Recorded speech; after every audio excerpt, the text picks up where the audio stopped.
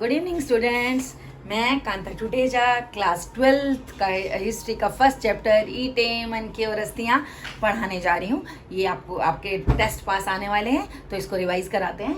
तो आपका लेसन का नाम है ईंटें, मनके तथा अस्थियाँ, ठीक है। और इसको सिंधु घाटी की सभ्यता भी कहते हैं, यानी इंडस वैली सिविलाइजेशन, या इसको हड़प्पा की सभ्यता भी कहते हैं। तो बच्चों अब इसको हम सिंधु घाटी की सभ्यता किस लिए कहते हैं? सिंधु नदी मतलब इंडस रिवर। ये क्यों कहते हैं? क्योंकि ये जो सभ्यता थी सिंधु नदी के किनारे पे स्टार्ट हुई थी, इसलिए इसे सिंधु नदी की सिंधु घाटी की सभ्यता कहते हैं। और ये इसके साथ साथ इसको हड़प्पाई सभ्यता भी कहते हैं, क्योंकि इसके सबसे पहले अवशेष हड़प्पा में मिले थे। हड़प्पा कहाँ है बच्चों?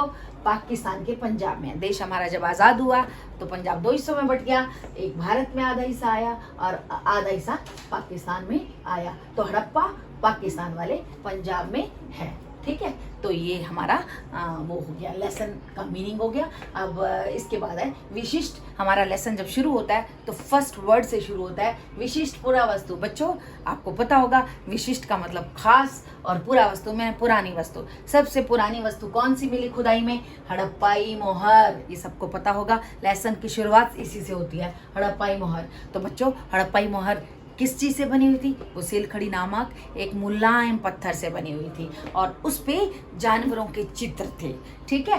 तो ये हो गई हमारी विशिष्ट पुरावस्तु। ये 1 नंबर में आता है आपका क्वेश्चन। दूसरा है पुरावस्तुएं। पुरावस्तुएं मैंने पुरानी वस्तुएं। तो हमें ये पता कैसे चला ये सभ्यता थी? खुदाई में हमें बहुत सारी वस्तुएं मिली, जैसे कुछ आवास भी मिले। आवास का मतलब घर की खुदाई में कुछ टूटी फूटे घरों की दीवारें मिली, प्लस मृदभांड। मृदभांड का मतलब है मिट्टी के बर्तन। आभूषण का मतलब है गहने।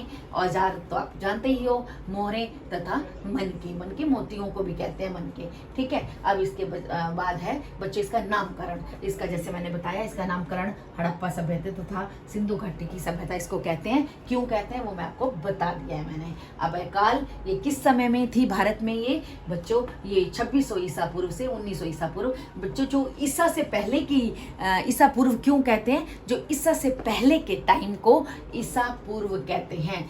जैसे बच्चों जैसे ये अगर 2600 ईसा पूर्व, फिर 2500 ईसा पूर्व, फिर 2400, ऐसे करते करते 100, उसके बाद 0 पे आ जाएगा, ठीक है। तो जो ईसा से पहले के वर्षों होते हैं उसकी काउंटिंग उल्टी चलती है, 2600, 2500, 2400। और जो ईसा के बाद के वर्ष हैं उसको नॉर्मल में सीधी काउंटिंग शुरू होती है, ठीक है। काल हो गया। अब बच्चों इसके बाद वहाँ के लोग निर्वाह कैसे करते थे? निर्वाह का मतलब गुजारा कैसे करते? जैसे हम भी कुछ जीवन चलाने के लिए हमें भी कुछ काम करना पड़ता है जिससे हमें हमारी अर्निंग होती है। तो इसी तरीके से निर्वाह का मतलब वो गुजारा कैसे करते थे? कुछ लोग पशुपालन करते थे, कुछ लोग खेती करते थे, कुछ लोग शिकार तथा मछली पालन करते थे। पशुपालन में कौन कौन से पशु पालते थे? भेड़, बकरी, भैंस तथा सुअर।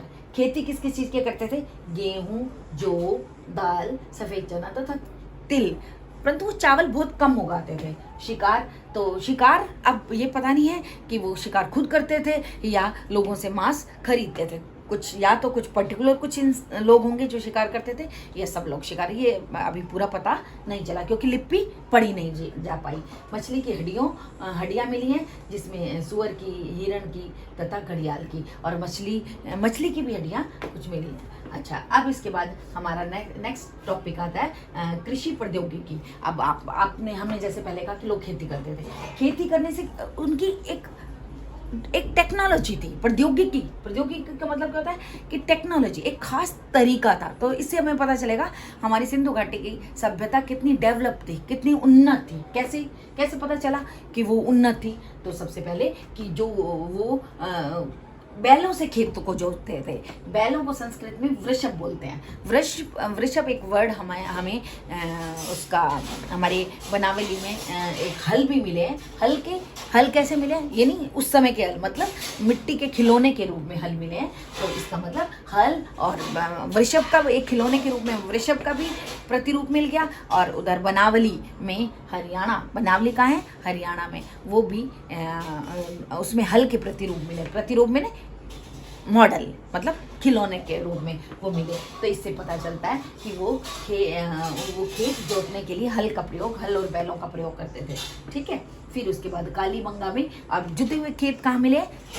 कालीबंगा में। कालीबंगा कहाँ है? राजस्थान में है। फिर है लकड़ी के औजार। अब ये लकड़ी के औजार, अब ये क्लियर नहीं है कि लकड़ी के जो पकड़ने वाली जगह थी वो लकड़ी की थी, और प्लस जो ऊपर जो पत्थर का एक पतला सा हिस्सा काट के उसके ऊपर लगा देते थे, तो उससे फिर वो फसल काटते थे, या फिर औजार धातु के थे। ये पूरा क्लियर नहीं है क्योंकि लिपि पढ़ी नहीं जा पाई।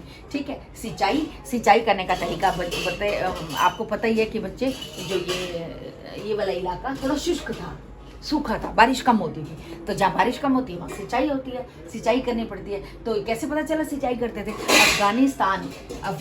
बच्चे उस समय अफगानिस्तान भी भारत का पार्ट था। पाकिस्तान, अफगानिस्तान, ये सारा भारत का पार्ट था। तो अफगानिस्तान में एक जगह है शौर्तगई, ये भी एक नंबर का क्वेश्चन आएगा कि अफगानिस्तान में शौर्तगई में एक वो मिले हैं, जलाशय मिले हैं, और धोलावीरा में भी जलाशय मिले हैं। तो इससे वो सिंचाई करते थे। ठीक है। इसका मतलब वहाँ की टेक्नोलॉजी उस समय भी वो कितने डेवलप थे, सिंचाई भी करते थे। तो थोड़ा सा ये बता दूँ कि हड़प्पा सभ्यता कहाँ तक फैली थी बच्चों। ये गुजरात में 4 जगह थी। यहाँ पे नागेश्वर है, ये लोथल है, ये रंगपुर है, और ये धोलावीरा। ये 4 जगह गुजरात में। तो जो ये सिंधु घाटी की सभ्यता थी सिर्फ इतनी जगह में फैली थी। ठीक है। क्योंकि ज़्यादातर क्योंकि नदियों के किनारे थे, और यहाँ पे सिंधु नदी बहती थी। ठीक है। हाँ, इसके बाद गुजरात की 4 प्लेस हो गए, राजस्थान में एक ही जगह कालीबंगा। फिर उसके बाद पंजाब, पाकिस्तान वाला पंजाब, हड़प्पा वहाँ पे है। फिर हरियाणा में 2 जगह है, राखीगढ़ी और बनावली। फिर ये जो है पाकिस्तान में पड़ता है चामुंडो, और मोहनजोदड़ो भी पाकिस्तान में पड़ता है। क्योंकि पाकिस्तान उस समय, पाकिस्तान तो 1947 में बंटवारा हुआ है हमारा। इससे पहले तो ये इसका भारत का ही पार्ट था, और उससे पहले अफगानिस्तान भी भारत का पार्ट था। तो इसलिए अब हमारी जो बहुत लोग कहते हैं अखंड भारत, आपने कई सीरियल देखे होंगे, अखंड भारत मतलब अब तो भारत के टुकड़े हो गए कि अफगानिस्तान भी अलग हो गया और पाकिस्तान भी अलग हो गया। जबकि पहले जो था अफगानिस्तान, पाकिस्तान सारे ही भारत का पार्ट थे। तो आपको लगता है समझ में आ गया होगा। अगर समझ में आया तो लाइक करो, कमेंट करो, सब्सक्राइब करो। तो बच्चों कुछ भी प्रॉब्लम हो तो आप कमेंट कर सकते हैं।